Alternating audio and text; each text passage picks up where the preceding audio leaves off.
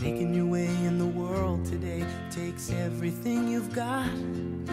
Taking a break from all your worries sure would help a lot. Wouldn't you like to get away? Sometimes you wanna go where everybody knows your name,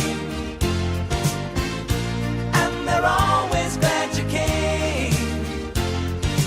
You wanna be where you can see our troubles are all the same. You wanna be where everybody knows your name.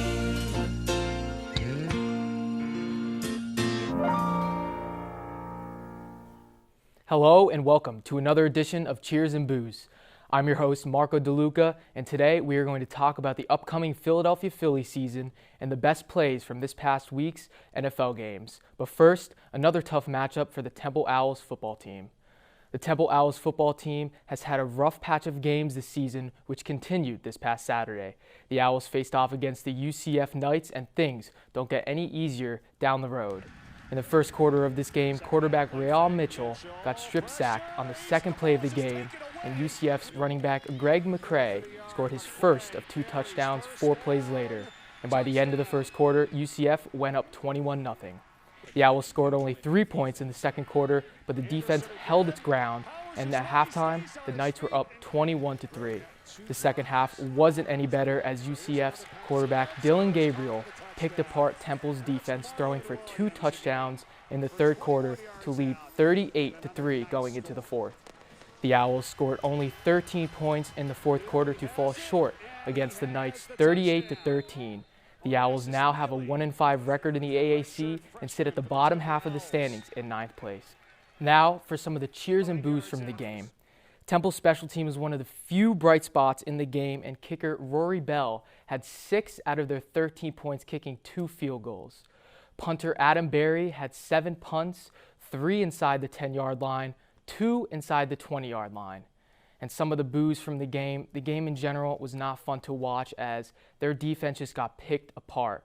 And the injuries for Temple Owls continue to be effect on both sides of the ball. And now quarterback Real Mitchell was hurt during the end of the game and is now out for the year. Moving on to some better played football over the past weekend, Cheers and Booze reporter Dan Briglia is here in the studio to talk about more about the best plays from the NFL this past weekend. Hey, Dan. Thanks, Marco. What a week of football it was, with some nail-biters and incredible individual performances. Our first standing ovation is for Ronald Jones, slipping through a giant hole and breaking from the tackle from Trey Boston. He keeps going and punches his ticket for a 98-yard touchdown. The Bucs would go on to win this game 46-23. Our second standing ovation is for Marquez Valdes-Scantling. Good things are going to happen when Aaron Rodgers throws the ball. And this was no different as Marquez uses the referee as an extra blocker, holding off 3 defensive backs who had an angle on him to scurry his way in for the 78-yard touchdown. The Packers would go on to win this game 24-20. Lastly, this standing ovation is going to be for 2 players in one play. DeAndre Hopkins and Kyler Murray. The Bills at the Cardinals in an absolute slugfest of a game. With 11 seconds left on the clock, Kyler Murray, game on the line, steps back as the Bills' D-line breaks through. Murray, playing keep away, ducking, and running for space, launches a Hail Mary with 6 seconds left. All eyes on the football as the throw goes straight to DeAndre Hopkins. Draped with 3 defenders, Hopkins defies the odds and pulls in the touchdown, giving the Cardinals a 32-30 win over the Bills. And that's all for this week's standing ovations. Marco, back to you. Thanks, Dan. And along with those great plays, there were a couple former Owls in the NFL that had a better weekend than the Owls did on the gridiron. Carolina Panthers tight end Colin Thompson had his first career catch for 7 yards and his first career touchdown, but in a loss to Tampa Bay. Denver Broncos kicker Brandon McManus had 2 field goals, including a 50-yarder, and had half of the Denver Broncos points in the loss to the Las Vegas Raiders. And the Washington football team wide receiver Isaiah Wright had his best game of the season, catching 6 passes and racking up 59 yards in a loss to the Detroit Lions. And finally, Arizona Cardinals linebacker Hassan Reddick had 4 tackles, including 1 tackle for the loss in the win against the Buffalo Bills. Aside from the Owls in the NFL, Cheers and Booze reporter Zach Venezio has the best and worst players in fantasy football from this past weekend. Hey, Zach. Thanks, Marco. I'm Zach, and welcome to this week's Fantasy Cheers and Booze. Week 10's in the books, so let's give 3 cheers for the best fantasy performances of the weekend. Let's give a cheer for Josh Jacobs. The running back for the Raiders enjoyed a 2-touchdown, 100-yard day, but for fantasy purposes, he balled out with nearly 30 points. Awesome game for Jacobs.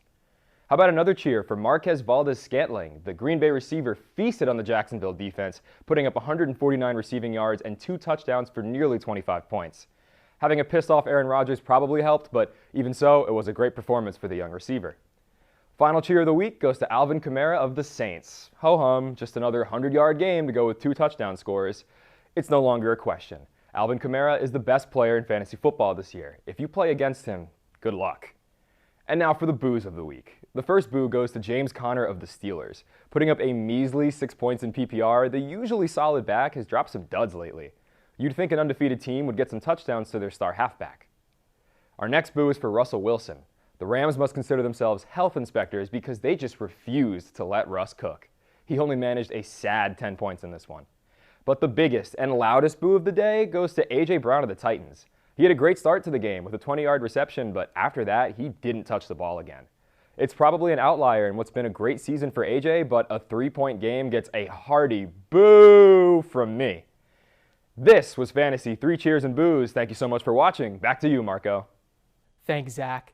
And while we suffered through the cold weather in Philadelphia, Cheers and Booze reporter Jack Byrne is in Clearwater, Florida, enjoying warmer temperatures to talk more about the upcoming Philly season. Hey, Jack.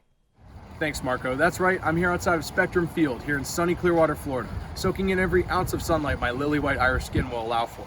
But guys, I gotta be honest. I think we might have scheduled my trip wrong. I'm here, I don't know, give or take 4 months too early. But nonetheless, I still had to put my reporting skills to work, not only to keep my job, but also to look ahead to the 2021 Phillies season. On my journey to Florida, I could have never imagined that a procrastinator such as myself could be too early. Impossible. I had to get to the bottom of this. But since my tweets to Phillies players garnered rather useless feedback, I was at a loss. Was I really snubbed worse than Alec Boehm from NL Rookie of the Year? This was going to be the greatest challenge of my young reporting career. I had to find someone who knew something, anything about the Phillies, but had no luck. Are you a Phillies fan? I like money. Then it hit me. Where could I find Philly sports fans? Well, it wasn't going to be at the beach, but of course, Wawa. We're outside the Wawa in Bradenton, Florida, staking out potential Phillies fans. But until we find any, we're just gonna have to sit here and wait. One eternity later. Oh, there's one now. Let's go. Hello. Hello. I assume you're a Phillies fan by your Bryce Harper t-shirt? That's correct. Why do you think that I found the Phillies spring training facility empty the other day? There's a virus going around. As far as like player moves this offseason, what do you think they're going to do? I mean, I see them still dragging their feet on JT. That's kind of bothersome. And drag their feet they have. The Phillies, still without a general manager, have not made any headway in re-signing their all-star catcher JT Realmuto. They also have yet to re-sign shortstop Didi Gregorius.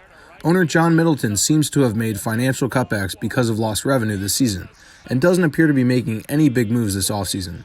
Regardless of free agent signings, between dynamic pitching duo Aaron Nola and Zach Wheeler and emerging star third baseman Alec Boehm, Phillies fans still have plenty to look forward to.